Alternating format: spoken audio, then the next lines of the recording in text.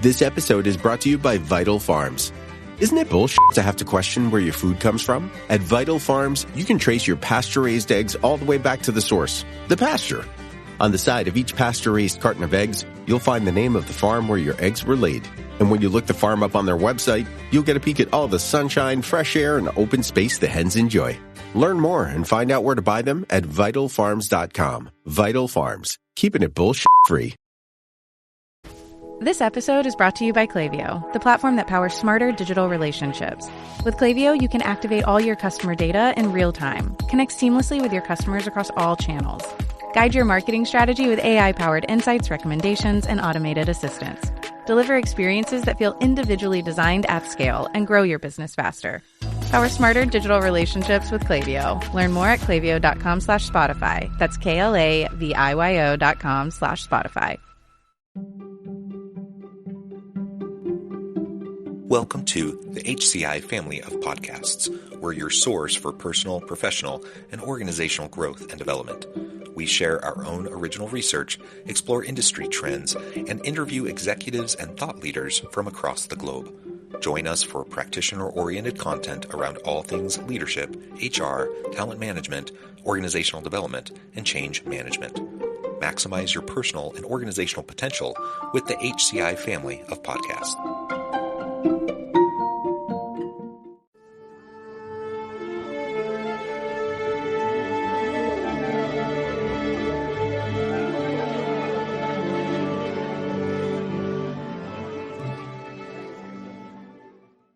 Robert Jordan, welcome to the conversation today. Thanks so much, John. It's a pleasure to be with you. And, you have this perfect voice. In prior generations, they would say you have this perfect radio voice. You really do. But now people would say it's a perfect podcast voice. Yeah, I have a face for radio. Which is not to discount your beautiful visage. You're a good-looking guy. It's just your voice is like, oh, my God. This is, Thank you. And for those who are watching the video and not listening to the audio, today I'm donning my Christmas sweater. I have my nice red, bright Christmas sweater on. But yes, I do believe I have a face for radio or a face for podcasting. But it's been a lot of fun. This has been a fun journey to be a part of. Bob, it's a pleasure to be with you today. I want to introduce everyone to Robert Jordan, who is the author of the book, Right Leader, Right Time, Discover Your Leadership Style for a Winning Career and Company, who's joining us from the Chicago area. Of course, I'm south of Salt Lake City in Utah. Robert is also the CEO of Interim Execs, which matches top executives with companies around the world based on research with thousands of leaders and companies. He and Olivia Wagner wrote the book, Right Leader, Right Time, which we'll be discussing today, and have launched the FABS Leadership Assessment, a free assessment at rightleader.com, designed to help leaders and organizations perform better. So just really a pleasure, Bob, to be with you. Anything you would like to highlight from your background or personal context before we dive on in? No, let's dive right on in. Okay, cool. Well, I always like to ask authors, what is it about this topic? Why this book? Why now? It's a great question. We felt compelled because, as you mentioned, our work, we're matchmakers around the world at Interim Execs, and we saw this pattern among exceptional leaders. And it was that over time, they demonstrated more and more of what we started to call leadership style, that there was a more unique process and approach and system that these leaders have. And it'd also be interesting to hear your thoughts on this from your expertise, John. The opposite pattern was something which was more disturbing, which is the vast majority of people in management roles. We evaluated thousands of people, 8,000 executives had shown up on our doorstep from 60 countries. And the majority of those folks were having career experiences and leadership journeys that you would say were okay, but not great. And they did not tend to have this strong sense of leadership style. And we really felt compelled to write this as a cautionary or kind of thing for people younger in their careers to say, look, there is something to success that you can emulate. That's what was driving us. Yeah, well, great. And so you're doing great work with your firm, and then being able to really pull together a lot of the work you're doing and the insights, and package it into a book that's accessible and consumable by anyone, I think is really great. So kudos on the book. I know it's a labor of love. It takes a lot of time and energy and passion to bring those to light. How do we go about determining leadership style? If we kind of start at the foundation here, if we assume that it's important to understand leadership styles and what our style is, or the different types of styles we have or operate under, and how we interact with those around us, how do we start that process? Thanks. So for the benefit of listeners, maybe if I go through a brief description of the four styles, it'll help people start to think in terms of identifying, who am I? The four styles, we gave labels: fixer, artist, builder, and strategist. Fixer, artist, builder, strategist, FABS, which is why, to your earlier point, we launched a free 3-minute assessment tool called FABS Leadership Assessment. So I think the first important point is someone hearing about a particular style and seeing what resonates. Is there something where you think it fits you more? And certainly by launching an assessment, we're trying to help folks come to a realization. Each one of these four styles has somewhat of a different origin story. So to give you an example, the first style we called fixer. Fixer is turnaround kind of energy. This is the person who they kind of need to run into the burning building to save everyone.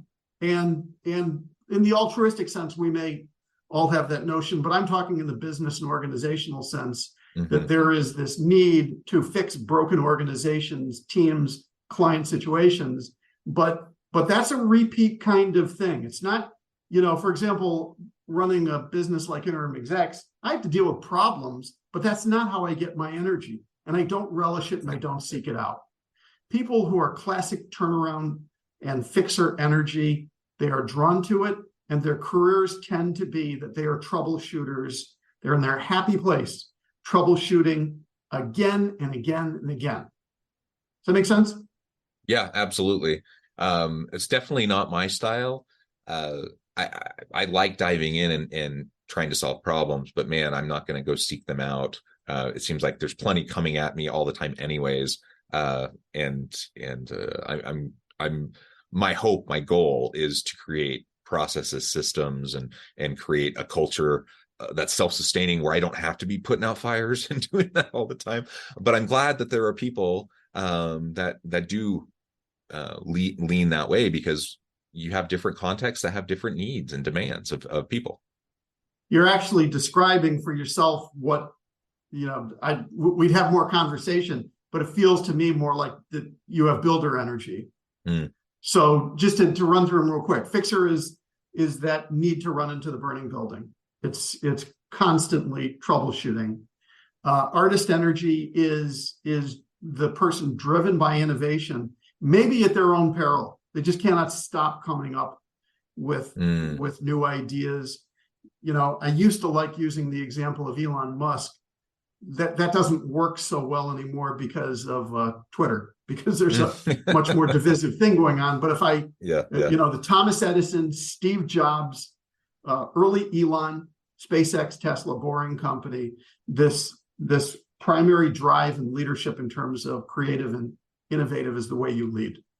Builder is the energy that takes the small, the nascent product service team, and it drives for scale. It drives for market domination. It is around system, process, product, people. That what do you do to become dominant in a market, in a product? And what you tend to see with builder energy in commercial businesses a lot is that when someone has achieved that scale, they tend to rotate off. They want the new team, the new division, the new product to do it all over again. Now, the person that doesn't rotate off, we call strategist. Strategist is the leader at scale. Strategist is the leader typically within complex or large organization where you no longer can rely just on personal relationship. Tends to be, you see fixer artist and builder energy, then team size is 5, 10, 50, maybe 100, tops out about 150. People know each other and they rely each other based on those personal relationships. Strategists, yes, there is team that they know well, but you think of somebody, Fred Smith, who was the founder and was 50 years at Federal Express. He ended his career with an organization at 200,000 plus people. And it's very different kinds of style and what you do to be effective, to move an organization forward at that kind of complexity. Yeah, well, and you started to get into it, but let's dive in then more with these different types of styles, and you've identified the 4 within your typology. How does one's leadership style guide our behaviors, our actions, and how we go about leading teams, working within our teams and our organizations? It's a great question. I think we're very big fans of awareness, that with awareness, both of your style and the style of people around you, better things are going to happen. It's getting at the idea of authenticity and being genuine in our working with our teams. So if you have a premise, which is that if everybody's firing on all cylinders in your team, you're all going to do better, right? The organization team will do better. Well, part of that is that the more you know me, John, and I know you, the things at which I excel, those few things are going to be unique. And in those things, better to pass me the ball. But the more that I can be confident in those abilities, the more I can also be confident to pass off things that are not truly my gift. And if you want to know the number one flaw, inhibitor, problem with the majority of executives, what is limiting in their careers, it is trying to be all things to all people. And I say it, everyone listening is thinking, well, that's not me. But it does tend to be that we want to be helpful, or there can be insecurity. There can be insecurity at work, which is what if I'm not looking perfect at everything that I do, and it's trying to cover too much of the waterfront, right? Organizations suffer from this as well. If anybody's read the book Blue Ocean Strategy, well, what is the opposite of blue ocean? It's red ocean. Red meaning there's so much blood because you have this more and more undifferentiated marketplace where everyone tries to do everything, and it ends up in a mess, a bloody mess. Same thing can apply for individuals, which is to be more confident in know thyself, the better you are going to do. And it's not easy at all. I have 2 daughters just getting into the workforce. And, if you say to somebody early in their career that, they shouldn't try to do everything, they should figure out their genius and reinforce that. Well, that's hard, if not impossible. They need the paycheck, right? They need the esteem. They have to work. Sometimes their parents are saying, you have to get a job, right? But if I could tell you one of our primary findings, or what we believe of exceptional executives, it is that extraordinary leaders tend to reject more of what is not for their highest and best use. I've done a lot of assessments over the years, personality assessments, things like strengths finders. There's lots of different tools out there, lots of different assessments out there. And what I found is in part because I do psychometrics myself, like I can't help but think about, okay, what are they trying to get at with these items? And so I'm not sure how well they work on me, but the average person probably doesn't have that kind of an understanding, or maybe doesn't approach them that way. And you always get the instructions, just reply quickly, honestly, etc.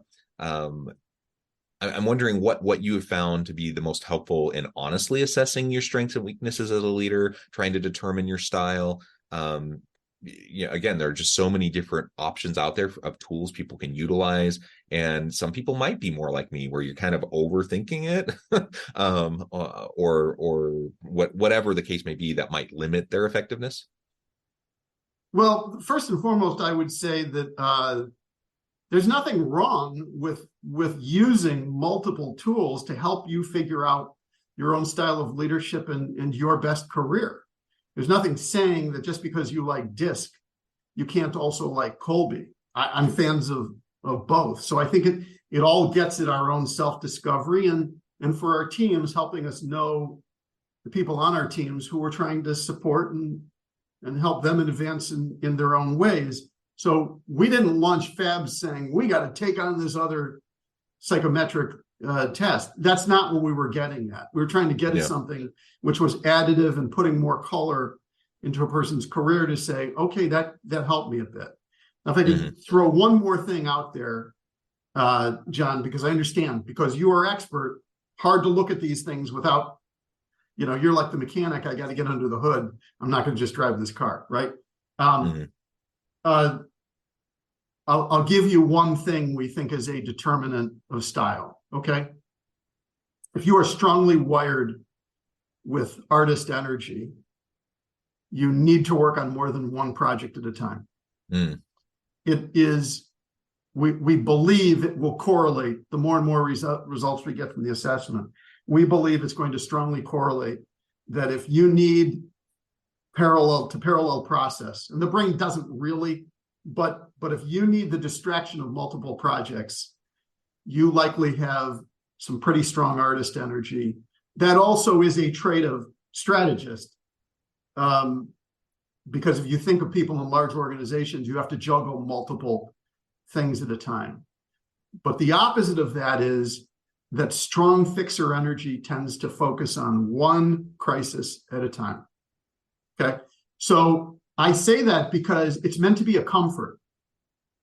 If you need distraction in multiple projects, then take comfort in the fact that you've got great artist energy, and that's great. That's who you are. It's not something to say, oh my God, I can't focus on one thing, blah, blah, blah. Does that make sense?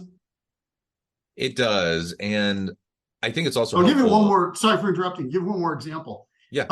As you and I are recording, there was a court case that just concluded, and the founder of FTX was found guilty of fraud. Great. When FTX declared bankruptcy, the moment it went into bankruptcy, the court appointed an interim CEO, and that guy is as strong fixer energy as you are going to find. That's the classic definition of fixer is everything hit the fan. It went into court, billions of dollars in dispute, maybe 1 million people who face loss of their funds, right? Just horrible crisis. And at the center of it all, a fixer. Well, that fixer's name is John Ray. I can guarantee you, he doesn't have a side gig. He took on FTX, and there is one focus in that guy's life. That is classic for fixer energy. Very different from artist energy. It's again just a reminder that there's no one size fits all here, and so I think sometimes people do. We have a common, for example, the stereotypical charismatic leader that's portrayed in TV or movies or whatever. Awesome, like a great charismatic leader. They're needed in a particular context within a particular time and place. They can have an impact in ways that others might not be able to. But there really are different needs depending on the team, depending on the organization, depending on the external environment. The context really does matter. And so we have to kind of get out of the space of having in our mind that there's like one prototypical great leader. I'm a believer that a whole lot of people, way more than we often think of, can actually be really great leaders. And whether or not they're the right person at the right time depends largely on the context that they might be involved in. So let's stop trying to pigeonhole people. Let's stop trying to square peg round hole people, trying to force people to become something they're not, but rather better understand who you are, what drives you, what your skill sets are, what your style is, complement your team, have complementary skills and styles on your team, so that you can accomplish what you need to. And to me, that's far more important than, kind of the stereotypical great leader model that was very common decades ago. Hopefully that's kind of fading away. But I still hear people talk about it a lot. And so you just illustrated why that can be problematic, and why we just need to be more nuanced in how we approach this, and how we not just for myself, right, but for those I'm working with. And I also need to have some, I don't know, compassion or patience or flexibility around myself, to not think that in order for me to be successful, I have to be something that currently I'm not. That doesn't mean I can't develop. It doesn't mean I can't develop skills, and that I can't grow into my capacity and grow into new roles and new contexts. But I don't need to fundamentally be something I'm not. You are right. You are right. And it's none of us are all things to all people. Right, and yeah. If there's also one of the things we really wanted to take on, it's this idea that because someone has done one thing great, we tend to give celebrity status to anyone who has amassed any power, money, or whatever. And it's just not the case.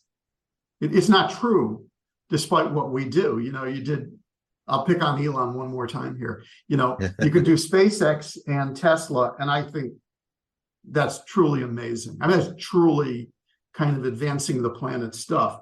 But then you get to Twitter and you see exactly, which is, well, that doesn't mean you can do everything perfectly. And so also to acknowledge that we are in the most portable time that's ever occurred for people in career. The whole concept of lifetime employment gone, much more so that especially people early in their careers understand you're essentially having tours of duty. And there's nothing wrong with that. And that the people are, your children, John, for example, college at the moment, then they're going to be getting out into the world. And it's just a given that they're going to be having these journeys that are going to be multifaceted. And we should take comfort from that they're going to gain confidence. You gain confidence through these tours of duty to figure out both what you like and what you do not like, and to go reinforce and drive harder for all of the stuff that you like, because this is just the way the world has organized itself, and it's not, and that's okay. Yeah. And there are models for this, of course. Hollywood for 100 years, your favorite actor or actress, you don't care that they're part of one company. What you care about is that they move from a great movie or Netflix series onto the next, that keeps on utilizing their best skills. Everyone involved in those productions is the same.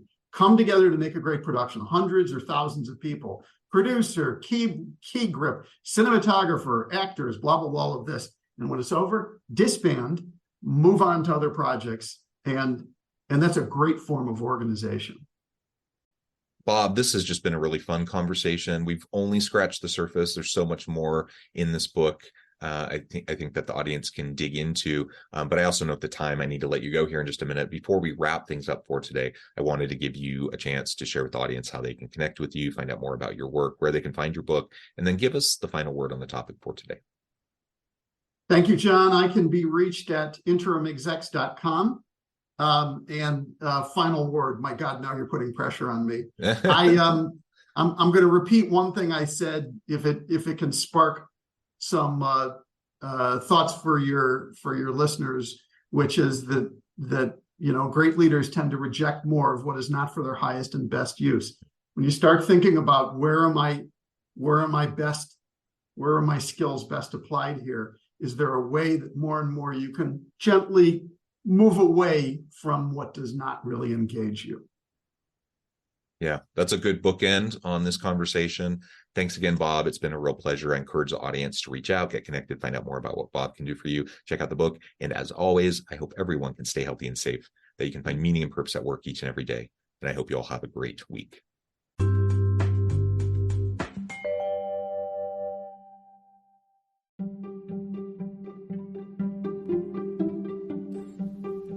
Thanks for joining us for this episode of the podcast.